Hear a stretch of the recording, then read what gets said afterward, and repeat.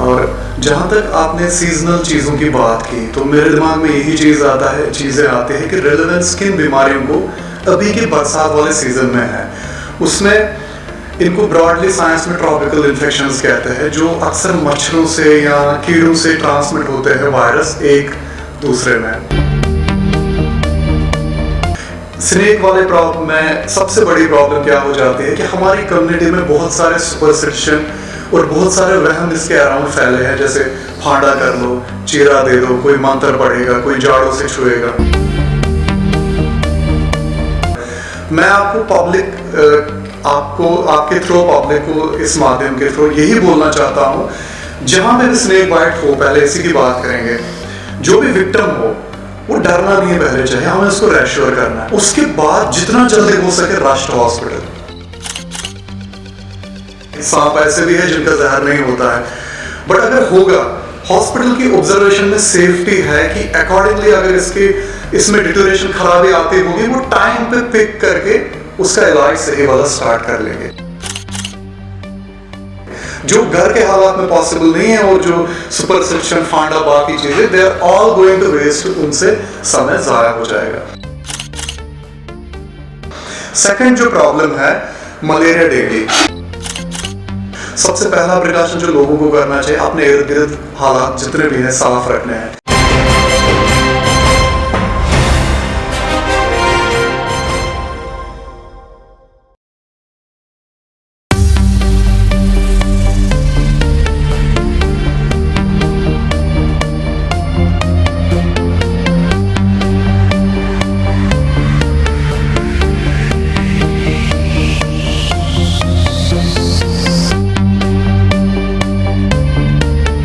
सबसे पहले मैं परिचय अपना देना चाहता हूँ। मैं डॉक्टर जाहिद हूँ। मैं DM critical care medicine super specialist हूँ मैं आईसीयू का, और मैं करंटली कॉर्पोरेट हॉस्पिटल में as consultant emergency medicine and critical care काम कर रहा हूँ। और जहाँ तक आपने सीजनल चीज़ों की बात की तो मेरे दिमाग में यही चीज़ें आती है कि रेलेवेंस किन बीमारियों को अभी के बरसात वाले सीज़न में है। उसमें इनको ब्रॉडली साइंस में ट्रॉपिकल इन्फेक्शंस कहते हैं, जो अक्सर मच्छरों से या कीड़ों से ट्रांसमिट होते हैं वायरस एक दूसरे में। जैसे नोटेबली आपने भी नाम सुने होंगे, मलेरिया है, डेंगू है, ठीक है। और एक इम्पॉर्टेंट प्रॉब्लम है हमारी कम्युनिटी में, snake bite. World Health Organization इस चीज़ को क्या कहते हैं, ये नेग्लेक्टेड ट्रॉपिकल इन्फेक्शन है। एस्टिमेट्स के अकॉर्डिंग जितने सांप से एक साल में मरते हैं, शायद मलेरिया डेंगू में कंबाइंड उतने नहीं मरते हैं, बट इन चीज़ों में अंडर रिपोर्टिंग है।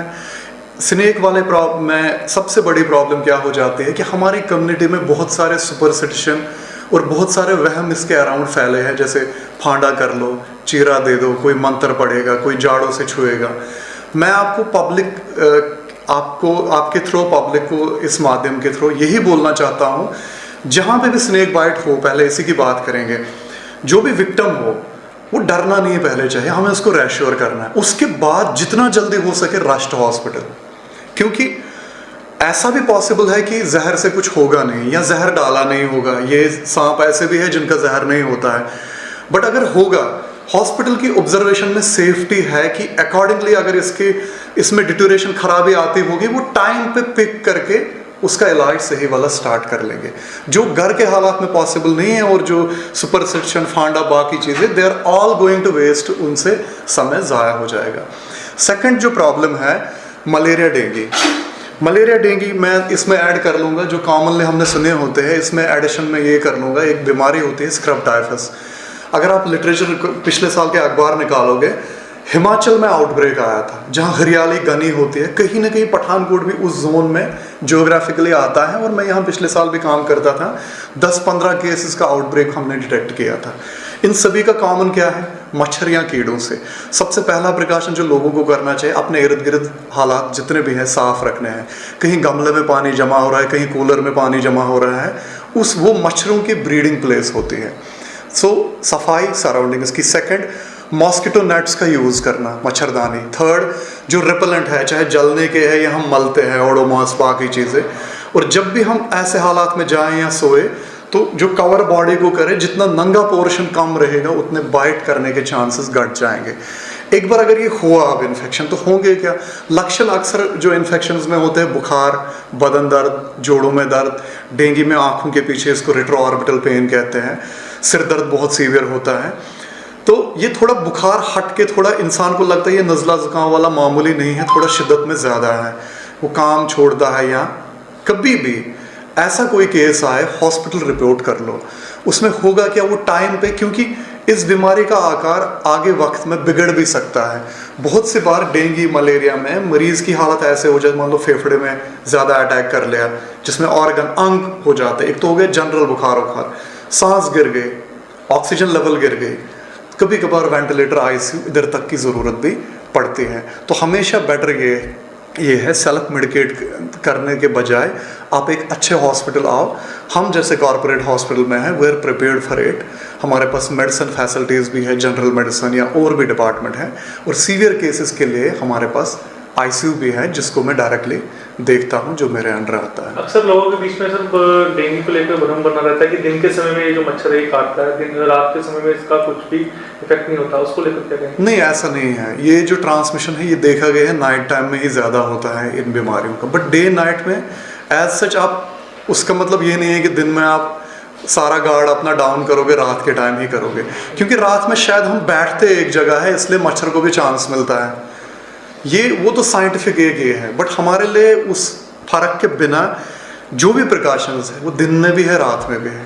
सर जैसे पठानकोट के जो आसपास के लोग हैं, उनका ज़्यादातर मानना यही होता है कि अगर कोई बीमारी है तो उसको लेकर जलंधर, अमृतसर, हाँ। चंडीगढ़ ही जाया जाए। हाँ जी। तो जो द कॉर्पोरेट हॉस्पिटल है, उनके पास क्या क्या फैसिलिटीज है, वो कैसे इन लोगों को देखिए, रोक सकते हैं? अगर पठानकोट में ऑलरेडी इतने हॉस्पिटल है ऑलरेडी, तो इस हॉस्पिटल को एस्टैब्लिश करने का ही यही रीज़न है कि एक अच्छा या कुछ नया हम डिफरेंट दे दें, सो दैट ये जो नोशन है, ये जो मजबूरी है पठानकोट से अमृतसर लुधियाना जाने की, वो कट हो जाए।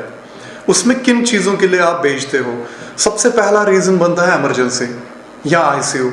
ज़्यादा सिक पेशेंट जो है वो अगले हॉस्पिटल सोचता है यार मारा कर गया, वो उधर भेजता है, वो उधर भेजता है। हमारे पास, जहाँ से मैं अपनी बात करूँगा, मैं एम्स दिल्ली से ट्रेंड हूँ, हमारे पास आईसीयू जो है हम फुली कैपेबल है। कोई भी चीज़, आईसीयू का मरीज़ पहले कौन है, कोई भी बीमारी जो, अब सिर से ले लो, स्ट्रोक हो गया, ब्रेन का आ गया स्ट्रोक, किसी को ब्रेन का इन्फेक्शन हुआ, दौरा आ गया, हार्ट का फेलियर, हार्ट अटैक जिसको कहते हैं, उसके बाद किडनी की कोई प्रॉब्लम, लिवर वाले पंजाब में बहुत मरीज़ हैं, उनकी कोई डिकम्पनसेशन, ड्रग का ओवरडोज, दारू का ओवरडोज, एक्सीडेंट, जो भी आप सीरियस केस सोच सकते हो वो किसी भी बीमारी से है, वो आईसीयू का केस है। उसके लिए हम फुल्ली कैपेबल यहाँ पे हैं। मैं इतनी विनती करूँगा कि पब्लिक को ये चीज़ कि हमें एक सेवा का मौका दे दीजिए। उसके बाद उस एक इंटरेक्शन में तो फ़र्क पता चल जाता है। तो वो फर्स्ट कांटेक्ट आपके मीडिया के थ्रू हम पब्लिक को ये एश्योरेंस देना चाहते हैं कि वो प्लीज़ एक बार विज़िट कर लें।